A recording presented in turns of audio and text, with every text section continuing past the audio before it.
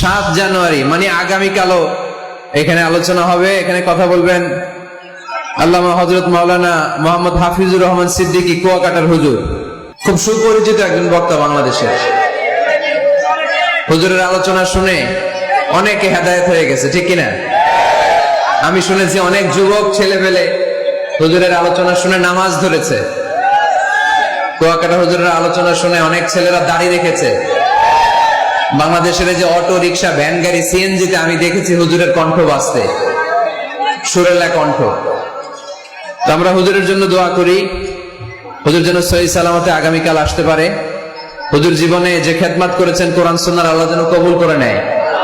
তো আমারে আনতে এই ধাক্কাধাক্কি, কালকে হুজুরে বসাইতে পারবেন রবির ভাই? হ্যাঁ, হুজুর কি দাওয়াত কবুল করছে? আসবে তো কোন দিক দিয়ে উঠাবেন? আমারই তো উঠাইতে পারলেন না। কালকে সিকিউরিটি আরো ডবল করবেন, পুলিশ 200 রাখবেন, ইয়াং সোসাইটি থাকবে 300। হুজুর যেন খুব সুন্দরভাবে আসতে পারে। যেহেতু আমার এলাকা, হুজুর আসবেন, হুজুরের সম্মান আদর আপ্যায়নের কোনো কিছুতে যেন কমতি না ঘটে।